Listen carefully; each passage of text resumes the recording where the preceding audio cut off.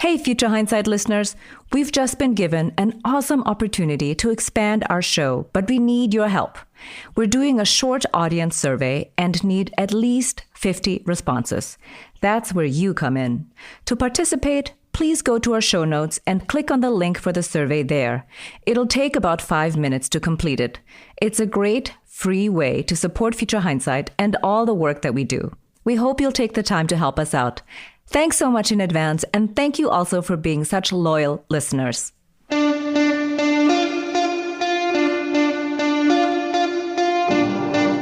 Welcome to Future Hindsight. I'm your host, Mila Atmos. Each week, I speak with citizen changemakers who spark civic engagement in our society. Our guest today is Laura Briggs. She's professor at the University of Massachusetts Amherst, and she studies the relationship between reproductive politics, neoliberalism, and the long-term historical structures of U.S. empire and imperialism. We'll be talking about her latest book, Taking Children, A History of American Terror. It argues that for 400 years, the United States has taken children for political ends, which is to say, to oppress certain communities, whether that's the enslaved, Native Americans, Central American refugees, or the poor. In 1960 alone, 150,000 Black children entered the child welfare system as Southern states passed suitable home rules one after another. And I think it's really important to think about the modern child welfare system being born in that moment as part of the work of punishing Black communities in rebellion for their work and seeking to desegregate public accommodations through the schools. We examine the long history of taking children by the U.S. government and what this history reveals about racism in America. Let's listen in. Thank you for joining us. Thanks for having me. I really enjoyed your book. You showed that the United States has a long history of taking children all the way back to the time of slavery and, of course, subduing Native communities. Why did you write this book at this time? Well, I started to write it in the 2018-2019 period when we were all so focused on the Trump administration's policy of taking the children of asylum seekers at the border. I knew a lot about the fact that the Obama administration had done this, the Bush administration had done this. And I was struck by the conversation about this is not America. And I wanted people to really think about what would it mean to say, this is the United States, this is what we've been doing, and we've got to stop. Now, you argue that child separation policy is a product of racial nationalism. How does child separation look to achieve the goals of racial nationalism? How does it work? So we've all been thinking a little more than usual about racial nationalism or white nationalism in the aftermath of the riot and coup attempt with the Trump administration.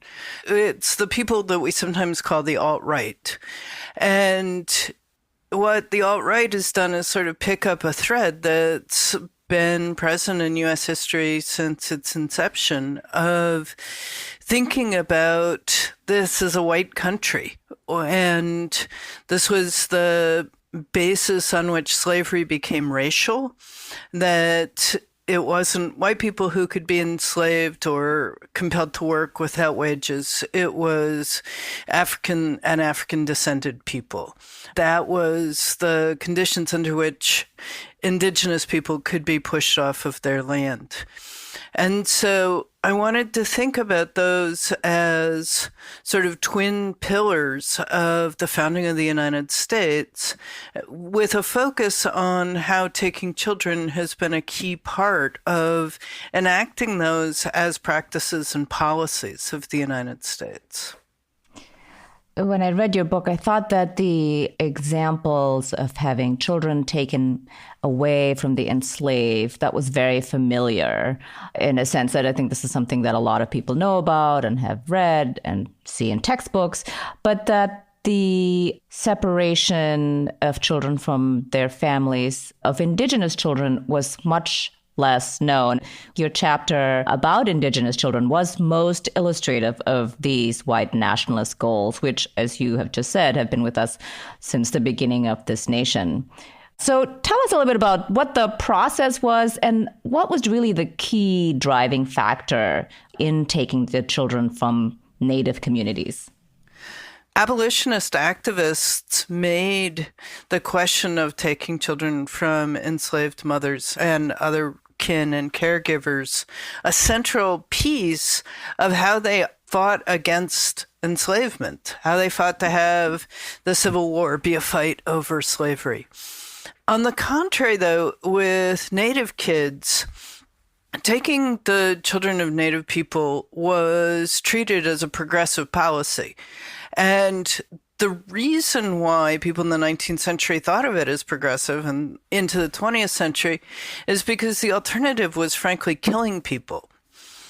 As U.S. settlers moved west, the Indian wars of the 19th century were about killing people, displacing them, overturning treaties, overturning the sort of legal apparatus of the relationship between Indigenous people and Anglo settlers that had evolved since the 17th century.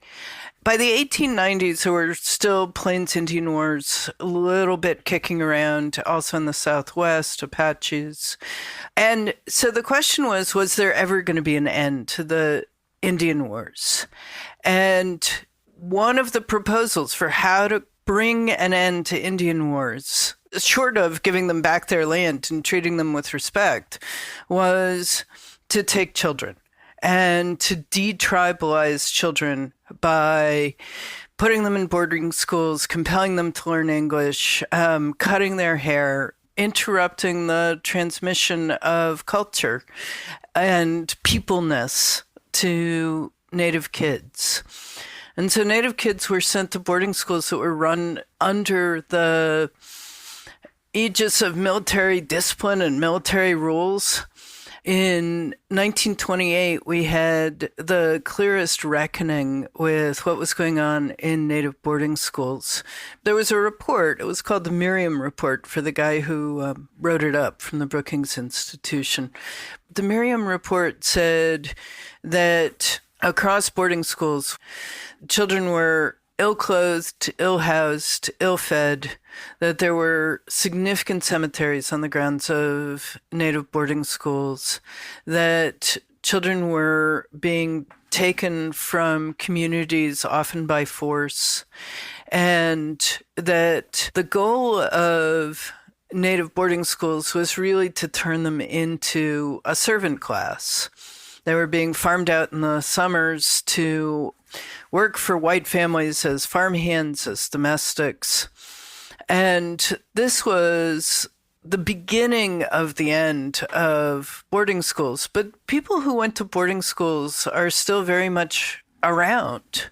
There's also significant mental health research about what survivors of boarding schools went through in terms of trauma and how that manifests later in their lives as suicide attempts or alcohol abuse, and even manifests in their children as trauma. Yes, that's the most heartbreaking thing, that the trauma gets passed on. To what extent was this campaign of taking children actually successful in terms of achieving dominance over these populations? Well, every time I hear about another effort to preserve Native language, I think of it as part of the continuing crisis of the boarding school policy. That we went from a time in the 19th century where a significant number of Native adults and youth were Indigenous language speakers to one where Indigenous languages are endangered is about the kind of cultural genocide that was enacted through boarding school policy. Yes, indeed. So one of the things that I thought was really interesting in the way you set up the book is that even though we no longer have enslaved people and we no longer really have these boarding schools, we continue to take children away through welfare or through mass incarceration. How did these two historical precedents morph into, let's say, first, the taking of children through welfare? So as the Black freedom movement transformed itself into a movement against segregation in public accommodations in the 1950s, what was the primary target? The lawyers that failed in Plessy versus Ferguson to desegregate the railroad turned instead to Black children. And so Black children in significant ways became the focus of the civil rights movement in Brown v. Board, in school desegregation. And the other thing that was going on at the same time was white segregationists were not just focusing on school desegregation and trying to stop it, but they were also trying to say that the Black community wasn't the sort of respectable community that was being portrayed on the evening news as primarily church-led organizations. They wanted to focus attention on welfare and impoverished mothers and their children. And so they started saying that impoverished mothers were promiscuous, were having lots of children out of wedlock. And so white segregationists came to focus on what they called welfare fraud or welfare dependency. And the more Black communities fought for their freedom, the more welfare was cut. And ultimately what we saw was a transformation of a very small child welfare program that primarily served white families to one that actively worked to take Black children. White supremacists explicitly relied on what were called suitable home rules, whether children were in proper homes with essentially a nuclear family. And if they weren't, they could run the risk of being taken. And so in 1960 alone, 150,000 Black children entered the child welfare system as Southern states passed suitable home rules one after another. And I think it's really important to think about the modern child welfare system being born in that moment as part of the work of punishing Black communities in rebellion for their work and seeking to desegregate public accommodations through the schools.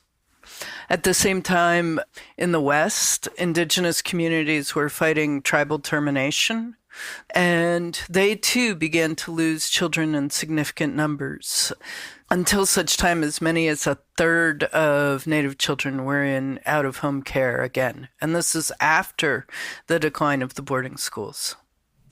You know, what really shocked me when I read this book is that these cycles just reappear. You know, it just pops up in another form, but with the same goals. And so what is the legal mechanism, I think it's worth talking about because it continues to exist today, in the government through welfare workers or through mass incarceration that gives them the legal right to take the children, and that these parents all feel powerless to get their children back? Most people think that what the child welfare system is doing is mostly protecting children from abuse. But children who enter the child welfare system are actually overwhelmingly the children of birth parents who are accused of child neglect.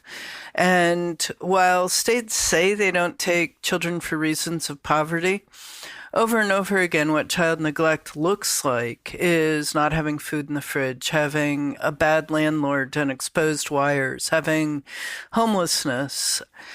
And so there's actually, in the last year, increasingly a movement to stop trying to reform the child welfare system and talking about defunding it, ending it. Because what we have essentially in this country are two ways of handling families in crisis.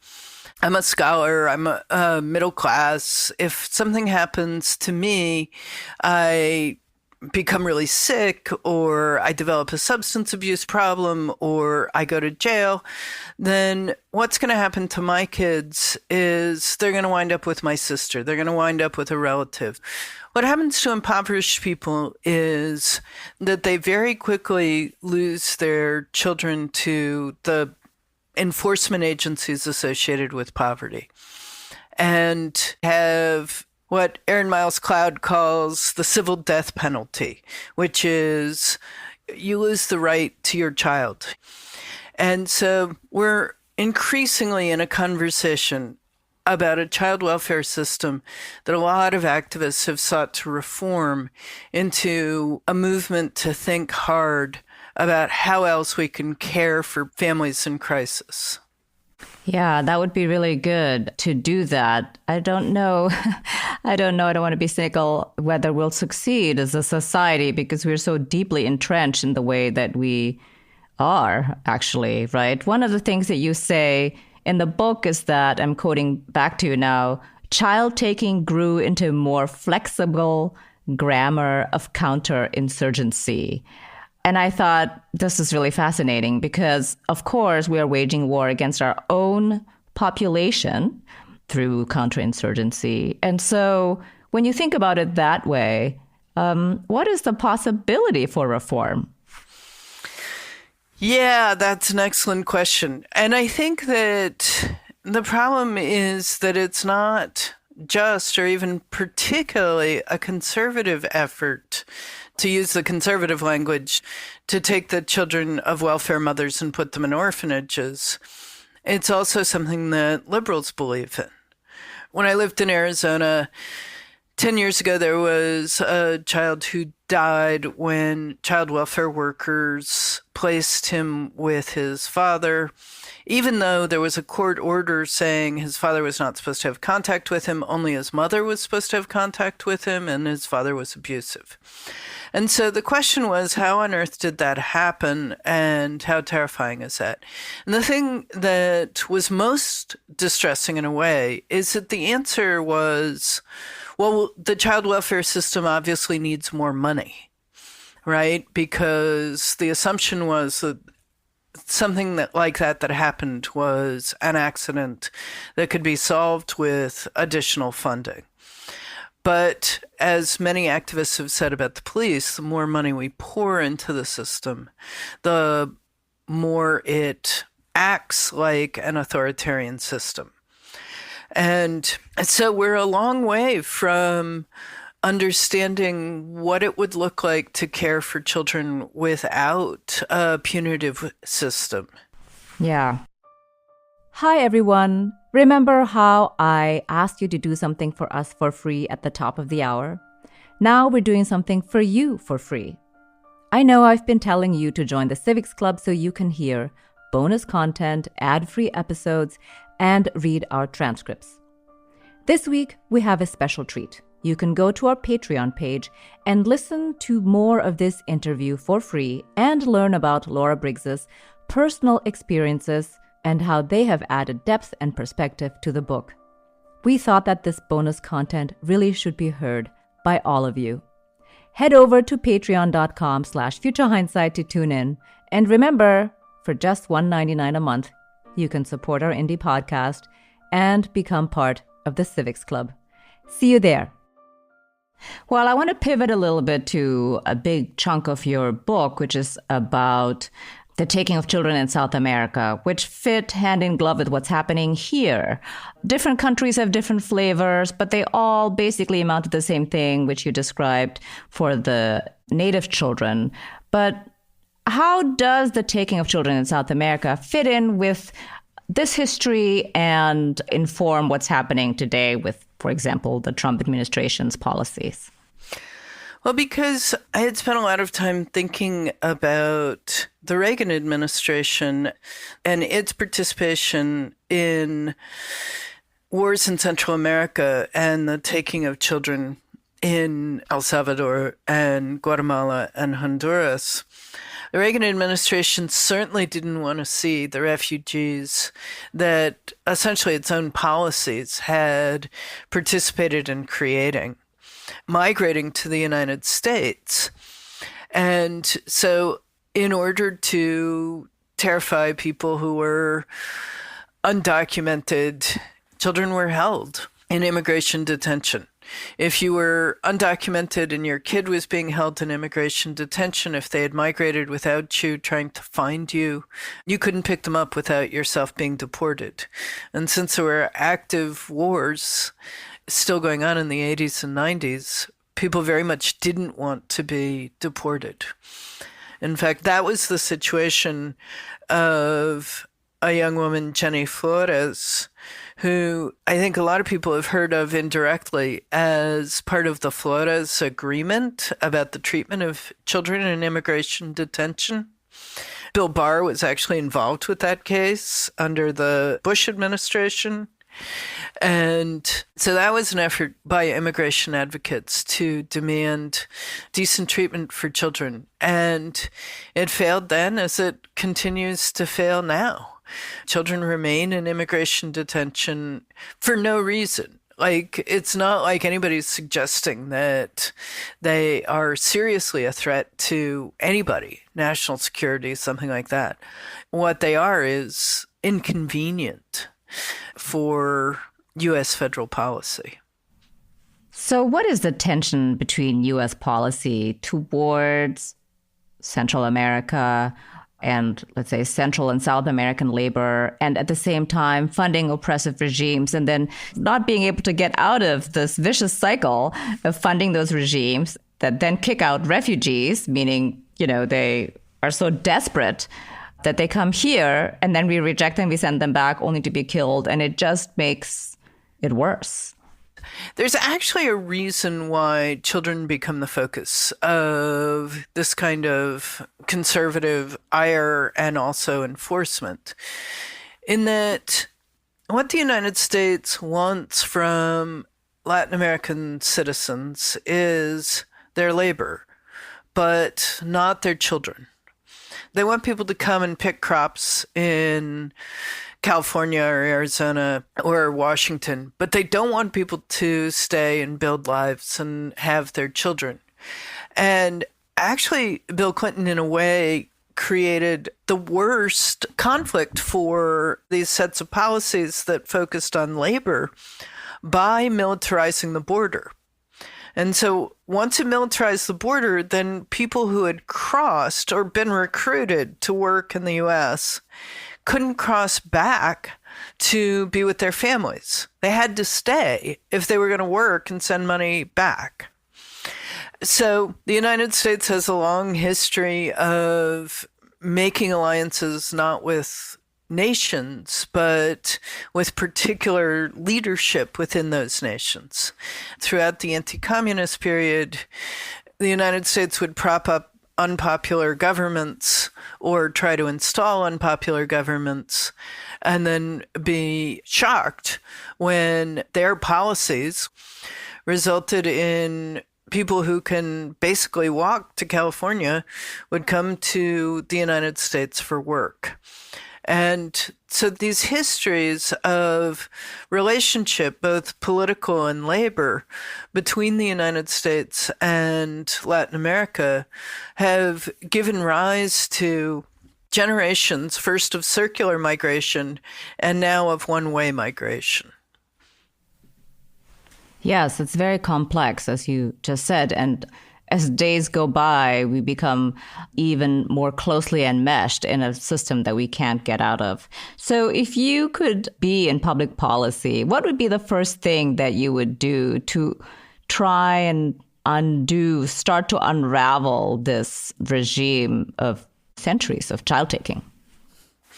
Some of the simplest answers are like, raise the minimum wage.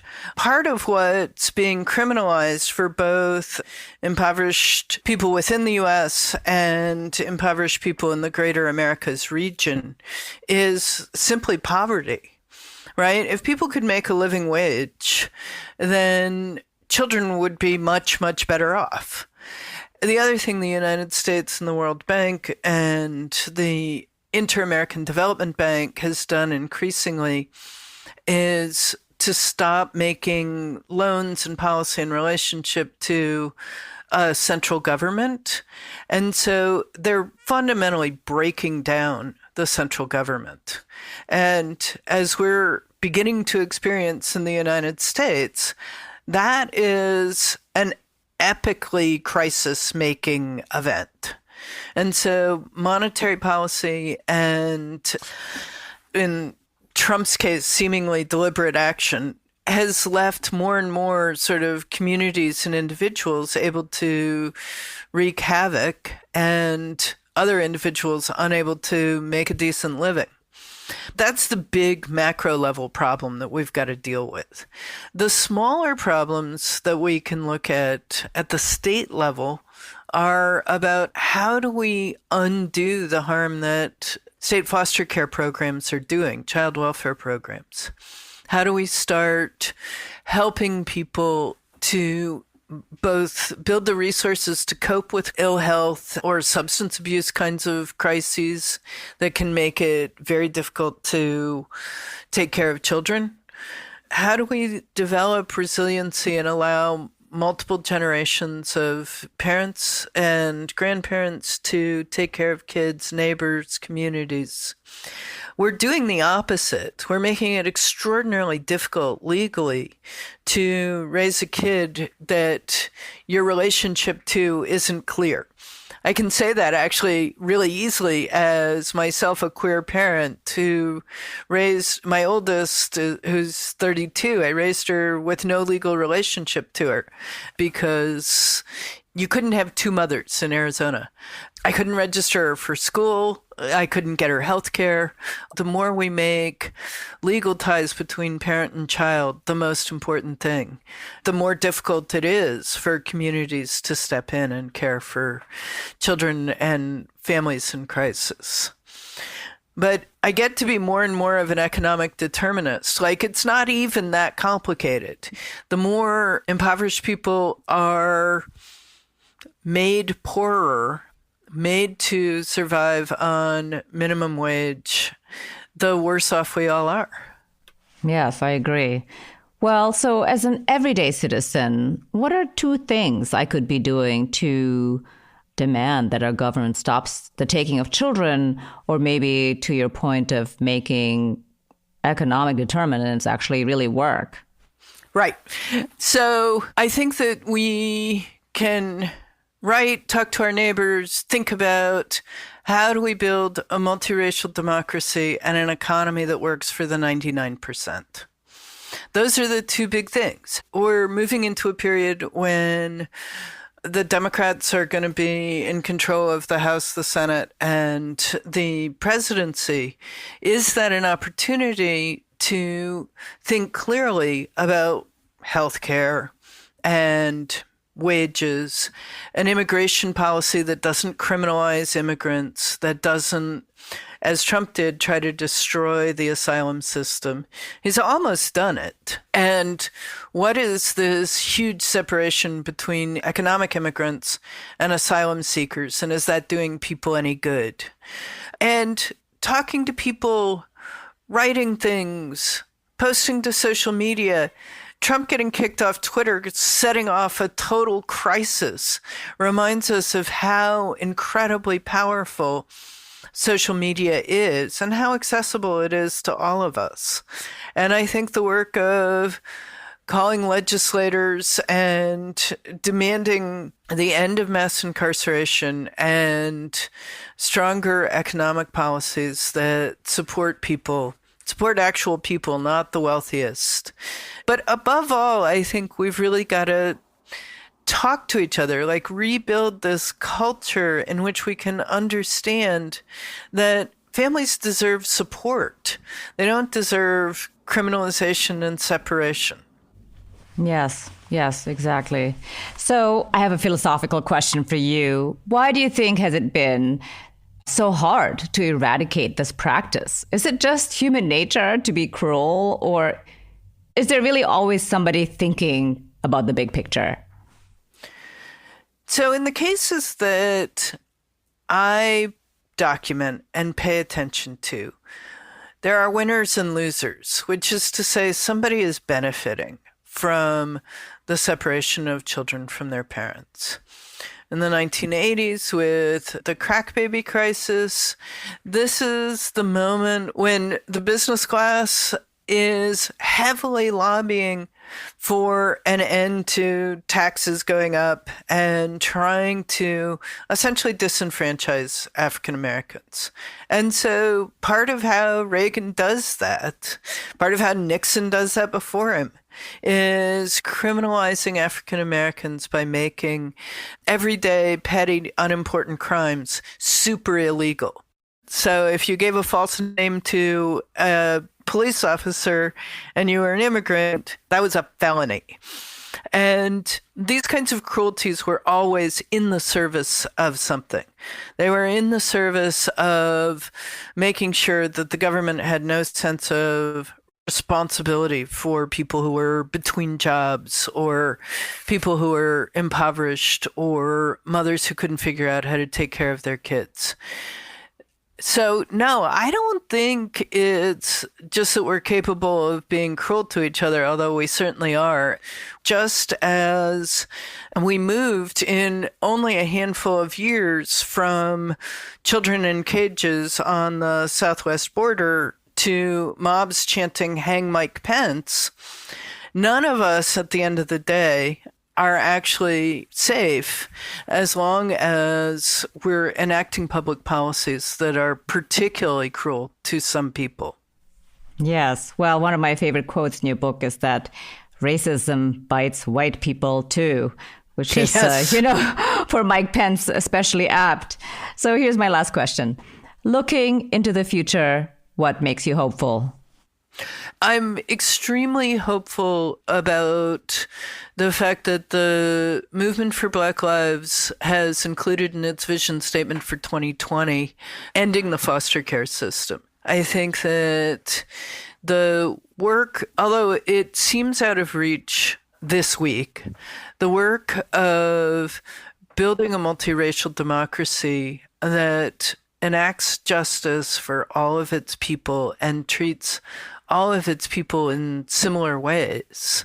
I'm really hopeful about the fact that for the first time since Gallup has been surveying people, the majority of people in the United States say we're not admitting enough immigrants and we should admit more people under the asylum system.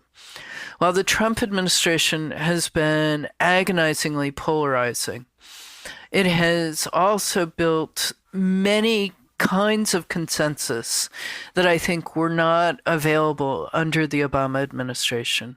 I was an immigration rights activist under the Obama administration. I was horrified by how easily people accepted really harsh immigration enforcement from that administration and really harsh criminalization of all sorts of people. I think we're in a different place now. It's a hard place, but I think there's a lot of room to move forward right now. I hope you're right. That would be really awesome. I also was very surprised in reading your book how bad the Obama administration actually was in a way that somebody like me didn't realize. So I hope you're right. I'm hopeful about the future with the new administration, that there's at least somebody who's listening. I think that's a good start. I think that's right. Thank you for being on the show and congratulations on your book. Thanks very much. The legacy of taking children as a racist practice, as well as our fraught relationship with South American countries, expose that the detention of Central American refugee children at the border is a continuation of cruel policies against children of the enslaved and of indigenous tribes. It's mind-boggling that it's also simultaneously happening right now in poor communities all over the United States. I'm definitely encouraged by a movement to end foster care, but I'm not confident that we'll be seeing a lot of progress on caring for families in crisis in a non-punitive manner. I am, however, cautiously optimistic that the newly elected administration can make a substantive dent in addressing poverty up with their aggressive numbers on COVID relief and trying as hard as they can to roll back the most cruel policies of the Trump administration. Next week, our guests are Sarah Pierce and Amy Sazu. Sarah is Director of Education Equity at NDN Collective, working to expand opportunities for Native American students to culturally relevant and responsive learning environments. Amy is an NDN Collective organizer who serves as Parent Advisory Committee President to help Native parents and students bring their issues to senior leadership of the school board in their district. We talk about the history of schooling in Indigenous communities and the opportunities for education equity going forward. There's a gamut of social issues that we see that are primarily symptoms of trauma that was basically started in the boarding school. And right now, I think education is a way in which we can start navigating the systems of oppression. It's the systems in place that reinforce the sentiments of white supremacy that keep Indigenous people specifically from rising up and prospering in society. Until next time, stay engaged. I'm Mila Atmos. Thank you for continuing to listen to Future Hindsight. Our executive producer is Mila Atmos. The audio producer is Peter Fedak, and our associate producers are Miriam Zumbul and Brooke Sayan. Be sure to listen to us on Apple Podcasts, futurehindsight.com, or wherever you enjoy podcasts every week.